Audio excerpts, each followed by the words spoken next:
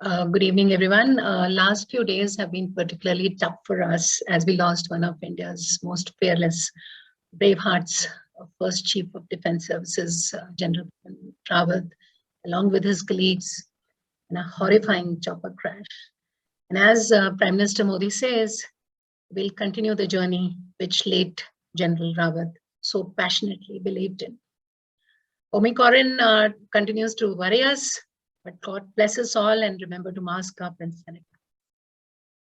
I'm really pleased today to introduce you to our guest author on a 72nd episode under Trendsliterature And as you all know, for our earlier author interactions, all you have to do is like and subscribe to our YouTube channel, Trends Events, and you'll get to see all the wonderful conversations we've had with really wonderful authors.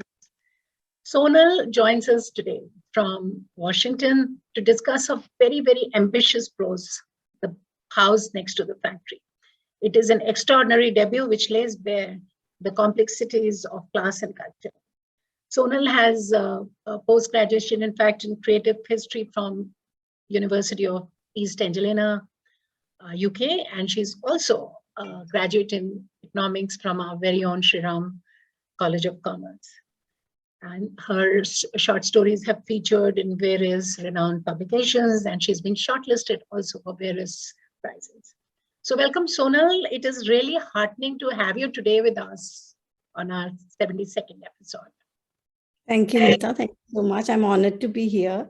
And thank you for taking out the time to have this conversation with me. It is our pleasure entirely, totally, Sonal. You know, Sonal, your book, The House Next to the Factory, is an astounding read. I have read most of it. I still have to finish the balance two stories, but it is totally likable, very easy to read, and 9 interlinked stories. And surely would love to know how was your unique process of writing all these stories and what inspired you to give the title of the book, The House Next to the Factory. When I started to write these stories, I wrote them one at a time, and I not knowing how they would eventually come together, if it would be, a themed collection or they would be just one-off stories. Though I did want the stories to link, because I just feel that, that brings all the stories together and creates a narrative, which is not so much like a novel, but it creates a universe for the reader to, be and not, I mean, when they're one-off stories, you step out of the stories after each one of them. But I wanted something, that the reader can live in for the stretch of the book. So that was something that I wanted to do. But how the stories would link was something that I discovered in the process of writing.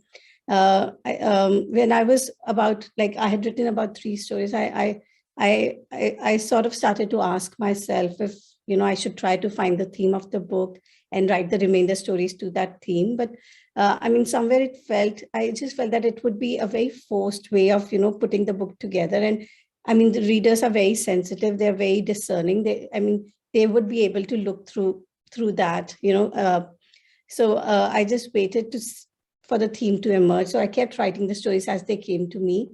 And by the time I had written the 6th story, I felt that, that the stories came from sort of the same universe, and there were some interconnections, and I could see that certain characters were already reappearing in other stories. And then finally it just came to me in a moment that, this is how the stories would be linked, and the house is central to the book.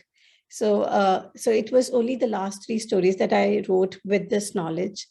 So I would say that it wasn't chance, but it was more an organic process linking this book. And what made you, what was the inspiration behind the title of the book, or was it any other title that you were thinking of, but it just also came naturally that you had to name it? It came naturally. Like most short story collections, I thought that I would take the title of one of the stories and use it as the book title. But once I was done with the book, I just felt that, none of the stories were representative of the whole book. And, I thought that, I would need to go back into the book and then find the title. So like when I'm titling my stories, I generally, after I've written them, I sit and, read them as a reader. I just sit back and read and wait for the title to sort of emerge from the text. And that was what I did for the book itself. So I just sat and read the book, and the title, The House Next to the Factory, just came to me in the end. Yeah, It even not only the title of the book, and you're so right, even all the stories, all the 9 stories are so aptly named that once you go through the book, and for example, 1 hour, 3 times a week, or morning visitor, or other side of town, very, very well thought of, and it kind of gives you the gist of the story inside. So thank you, Neeta. It means a lot for me to say, for you to say that, because I mean, coming up with the title of a story is one of the hardest things to do. It's easier to write the story, but then to come up with a title which sort of describes or captures the story, I find it a little difficult. So it's very nice to hear that, you think that they're aptly titled. yes, and one of my authors, I've forgotten the name, I've had so many authors, but one of them said that they think of the title first and then the story. So I think it is very, very individualistic, and it goes the way you want to, how you want to go about it. Like for you, the theme came in after you started writing. For some people, the theme is there already, and then they write. Yeah, I think because this was my debut book. It was my first time attempting writing, so it was not a very planned book. Now that I'm working on another book, and I feel I'm planning before writing. So so I think it's also where you are at, at which stage of writing you are at. It's so right. I have read the book, but there's so many of people today, they've not read the book, right? So maybe perhaps you'd like to talk a little about the book, like to tell them about how the book is, and perhaps maybe a second part I'll ask later. I have another second part of the question. Yeah. Okay. The House Next to the Factory, it's a collection of 9 interlinked stories set in Delhi. It's the story of Kavya and her family. It's a post-partition immigrant family. And it's a story of this family and lives connected with the family, their servants, tutors, cousins, lovers, friends. And so the family owns a stainless steel utensil factory. And for many years, they reside in the house next to the factory. And so in the 9 stories, we meet different characters from this universe, and the characters appear and reappear in other stories, and that's how the book is linked. The book spans 30 years from 1980 to 2010, and over the course of the 30 years, the family transitions from bourgeois to elite.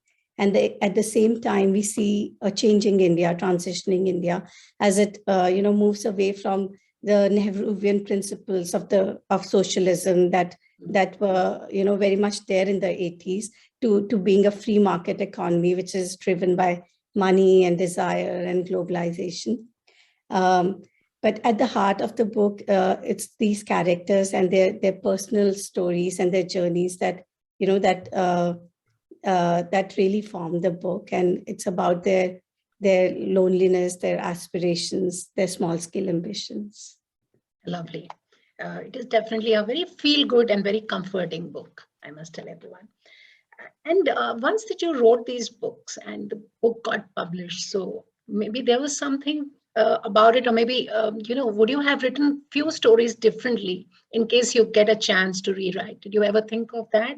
Or you're thinking about a sequel or perhaps different genre altogether now? No, Neeta, I think when I was writing this book, I spent a lot of time getting the stories right. At least to me, they until they felt right, I was working on them. So even now, when I look back, I don't think I would want to change anything about this book. I'm happy with the way it's come together. And for my next book, I mean, with these stories, even though I don't know to the reader if all of them feel similar or not, but when I was writing them, I tried with every story, I tried to attempt something different so that it felt like a new experience to me as a writer, so that I didn't feel like I was writing the same thing over and over again, whether it was in terms of, whether one story was a dialogue, the other was just an evening in a house, or in terms of using the first person or second person or third person. So I tried to do something different with each story, and I think this book for me is done, and it's and as I move to the next project, I'm writing a short novel. So it is different from what I have written, but that too is set in Delhi. So it's not a sequel, though. It's a different story. We'll definitely wait for that, and we'll wait for you to come back on this forum. Yes, definitely. Thank you so much. You know, your stories, as you just said, they're set in Delhi, roughly between 1980 and 2010. Stories are linked to a family which has a house, as you mentioned, next to the factory. So must say, the storyline is not really aggressive, but it is subtle and minimal. And I think that is the best part about it. So did the stories took their own course? You've already mentioned that, or I think you've answered most of it, this question, that they were not really going to be thematic, but I think the theme really emerged. So, but did the stories really take their own course? You were writing and you just, so how much time did you take in writing this book and stories? How did it happen? I think when I start writing a story, I sort of know who the main character, who the story is about. At times I know the setting. Most times I know the setting. I sort of know the mood. But for me, finding the right narrative to tell the story, that is the challenge. So that's the part that I spend the most time on, to sort of see how to tell the story of this character. For example, like 10 Bela Road, it's a house in Delhi, and it's the story of this house and the mother and daughter, and they are thinking of selling the house, and the sale does not happen during the span of the story, but it is something that might happen. They might end up selling this house that they've lived in all their life. So this story was first set in Bombay, and it was a Parsi story. It was the story of a crumbling house, and the mother, they were still a mother and daughter, but they did not have the same dynamics as they had in 10 Bela Road. And it had a magical realist ending. And, I wrote that story, I worked on it, but eventually I could see that it's not working. And I felt that, I could see that the house is of essence here. And I decided to move the story to Delhi, but and to keep it as a mother-daughter story, but I could not find the narrative, how to tell the story of this family and this unit. And so I spent about 2 years trying different modes of telling the story. At one time, it was just the story of a journalist coming to their house to write a piece about the house. And, so it was not an interview, but it was an afternoon with the journalist in the house. But everything just felt jaded about the structure. And then eventually I just thought I'll without thinking, I'll just start writing. And I found the voice of the story, which was of the daughter. And she's telling, it's set on an evening, and she's doing a jigsaw, and the story just unfolded from there. So it's a bit of a process getting it right. Sometimes writing a story takes 6 months, and sometimes it takes 3 years. But so I must tell everyone present and whosoever watches this YouTube later that you really worked very hard on these stories, I must say, and very patiently, very systematically. One can make that out. My favorite story in your book is definitely 1 Hour 3 Times a Week and Morning Visitor. As I mentioned, quite absorbing, quite comforting, I would say. So what were your main, which is your favorite story? I know I shouldn't be asking an author that. I'm sure all the stories are favorites of yours. But which one really touched your heart and surprised you the most while you were writing it? I think for me, Steel Brothers, I definitely love all the stories because I worked so hard on them. But my favorites probably change from day to day. But right now I'm feeling probably Steel Brothers, which is the story of the 2 brothers on an evening, and Shirley, the story of 2 friends. Lovely. And definitely all the 9 stories are worth talking about. And we have as much time, so I will let the viewers kind of order the books and read. And there are 3 very lucky winners today who have already won this book, and I'll announce the name of the winners later. So apart from that, everyone else can order. It has been published by HarperCollins, available everywhere, and you'll love it, I must say. You are an economics graduate. So, I mean, when did you first realize that you wanted to be a writer? Because it's totally a different genre. You've been in US for the last 7 years. So was it the process of being there? You also did a post-graduation, I think, in creative writing or something. So Yes. has all this helped you in becoming a writer, or you thought it was always in you?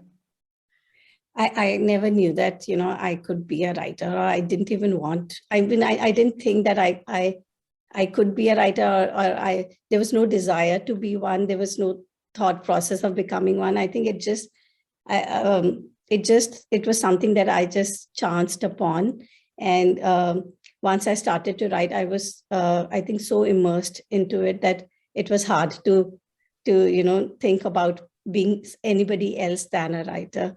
I did my bachelor's in economics, and I enjoyed that. I liked that, but I never felt that my heart was in this profession or in this discipline.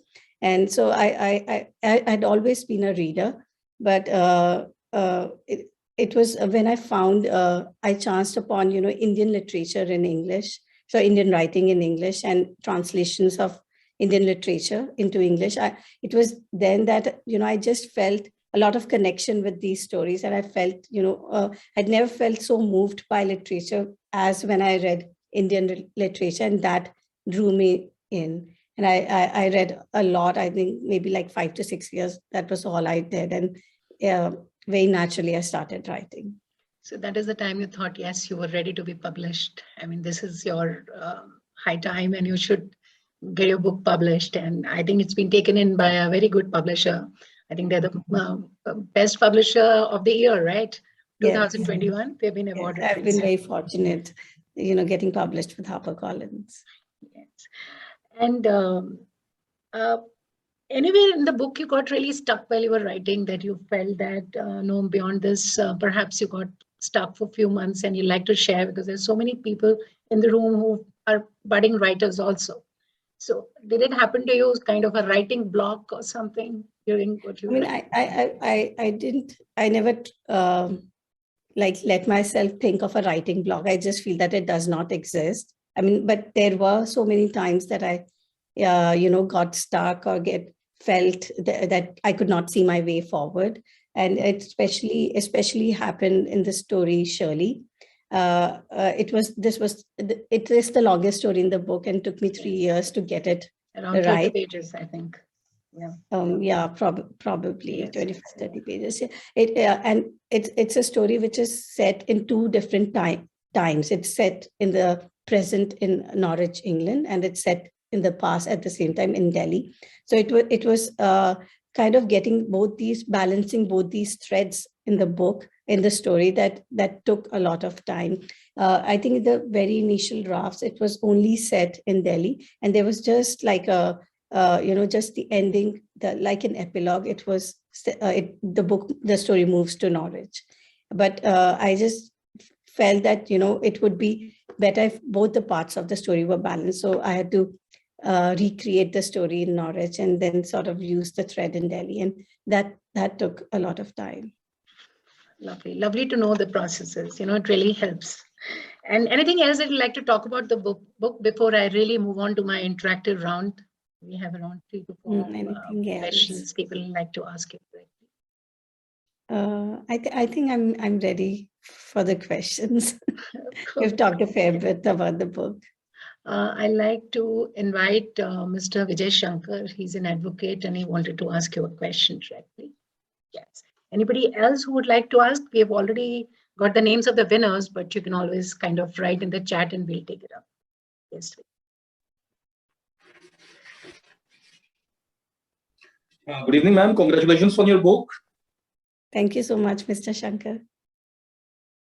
Ma'am, there's a growing trend among economics and like MBA people with MBA and economics background taking to literature. So would you generalize it, or it is an individual choice? Like, it's a good choice, but how would you I was not aware of this trend, but I don't think there's anything about economics that makes people move towards literature. I think it's a very good discipline, and it's very engaging. But I think probably for me, I think I personally feel that I continue to use economics in my writing, not overtly, but because I'm aware of the economics of the country at that between the book is said between 1980 to 2010. So I could use that in my book. I could use economy of words and sort of try to be as brief as possible in my writing of it. So I'm not sure how to answer your question of whether it's economics that why it is shifting people towards literature, but it's a nice shift if that's happening. Thank you so much, ma'am. Welcome. I'm looking forward to read your book. Thank you so much. Many congratulations once again. Thank you. Now we have Vishali Nagpal. She'll not be able to switch on her video, but she wants to ask your question. Yes, Vishali. Hello, ma'am. It's a great pleasure to be here and listening to this author interaction. Yes. Yes, Vishali. I hope I'm audible. Yes, you are. Yes. Yes, you are. Okay, so my question is basically that, how do you actually begin writing? Because all of us, we are so much into, watching series these days and watching very different, interesting stories. And, but once we sit and start to write, then it's like we can't go beyond 5 sentences. So to write a book is a big feat indeed. So I would want some advice on that. Hi, Vishali. Thank you for your question. I think you're very right in saying that there's so many distractions these days, and with a smartphone, with like Netflix and Amazon Prime and Prime Videos, there's a lot to see, and but I think if one is to write a book, it is and 5 sentences a day. If you keep writing 5 sentences a day for like n number of years, you will have a book. So 5 sentences a day to begin with is not bad, but I think setting a time aside in the day just for writing, to like sort of switch off your phone or put it on silent mode at that time would help. But I definitely think to have a routine and to do it every day is helpful if one is to write a book.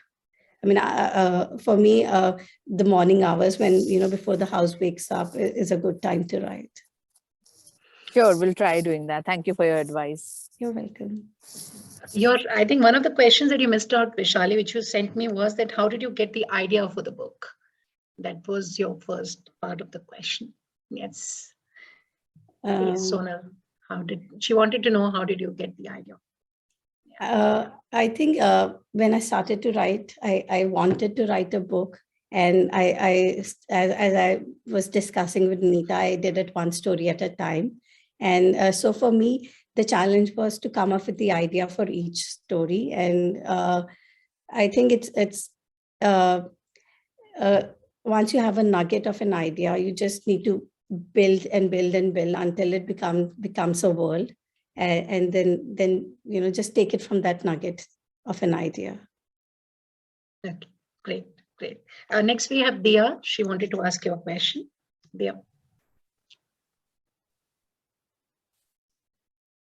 Yeah, hi. So I'm really impressed by the cover of the book. I mean, I just wanted to ask, like, how do you relate the cover of the book to the 9 stories that you have written? I mean, how did you conceptualize it?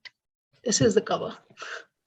Yeah, thank you, Dia, for your question. And it's a beautiful cover, and all credit goes to the cover, the designer, and the head of design at HarperCollins India. And I think they have managed to sort of capture the essence of the book, and with the cycle and this like rose shrub and one lonely, sparrow in the Roshandan at the top. These little pictures at the back, and I think they really read the book thoroughly and sort of took little emblems from the stories and put them together and did a great job of creating the cover. Yeah, lovely. So you had a lot of discussion with the publishers when they were making the cover? No, actually, I mean, I gave them, what I thought would be, good images from certain lines from the book or certain images, visual images in the book, which I thought could be used for the cover. But they came up with it in one go. And, my editor sent me this draft of a hand-drawn cover with just a black and white, like a sketch. And I just thought it captured the book, and it was done. Yeah. Lovely. Next we have Neeta Aneja. She's a homeopath doctor, and she's also writes on the side, and she has a very, very interesting question, and she'd like to ask directly. Yes, Divya?